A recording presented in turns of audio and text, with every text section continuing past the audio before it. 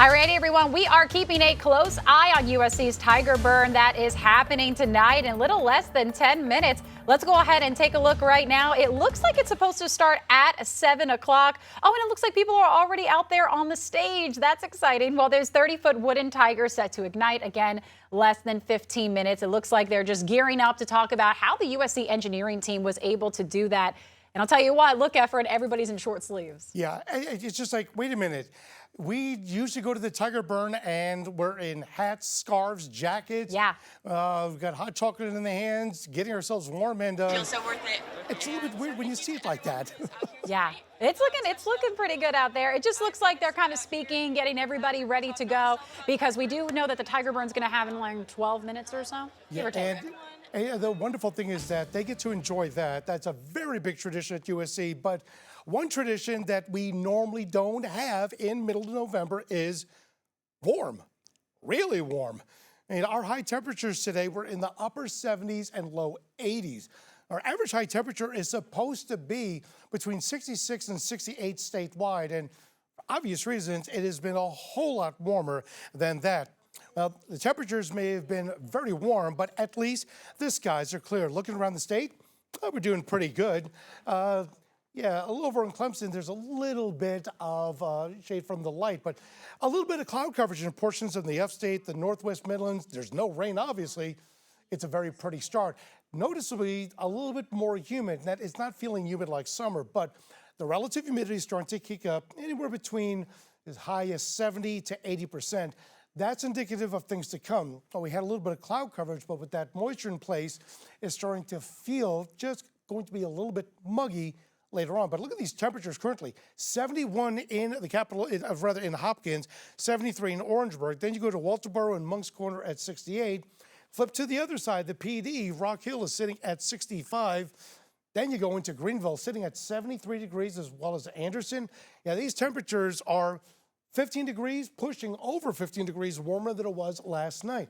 And we're not the only ones. We've been talking about all week how the Carolinas and Georgia have been much cooler than the rest of the region. Now look at these temperatures. From 78 in Little Rock, 70 in Birmingham, 72 in Macon, Charlotte sitting at 70 degrees. Everyone's now dealing with the noticeably warm temperatures.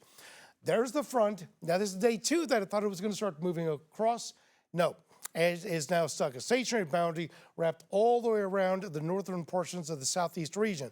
That's going to keep all that warm air and moisture from the Gulf pumping right into the Palmetto State. So as we go through the rest of the night, of course, we'll see a little bit more cloud coverage. But as we start tomorrow morning, we'll be partly cloudy. So not as much cloud coverage, but the clouds will start breaking up as we get into the start of the day. And then we'll see quite a bit of sunshine.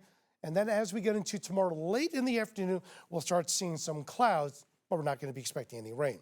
We do expect, though, the temperatures to begin mild once again, with lows starting off in the upper 40s and low 50s. And by the afternoon, again, on a very unseasonably warm day, we're looking at high temperatures, mostly in the mid to upper 70s, despite the fact that we'll have more cloud coverage. Now, the chance for rain has really dropped down, especially when we're talking about Friday into Saturday. It's very isolated, and it's really going to be Friday overnight into very early Saturday morning. And then another chance, a slightly higher chance, but not by much, as we get into Tuesday during the day and into the early evening. But again, the biggest thing is going to be how warm it's going to be. So on Friday, we're looking at a potential record-breaking high of 82 degrees under partly cloudy skies. And then on Saturday, again, maybe an isolated morning shower, but then in the afternoon, that sunshine will give us a high of 81. Then the front finally moves through the Palmetto State. On Sunday, it'll be mostly sunny. Noticeably cooler in the afternoon, but still unseasonably warm. We'll have a high of 73. Then as a front approaches on Monday, it'll be partly sunny with a high of 71.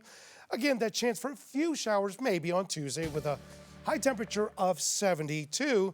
And then by Wednesday, it'll still be warm, mostly sunny. The coolest part of the week as we reach a high of 70 degrees.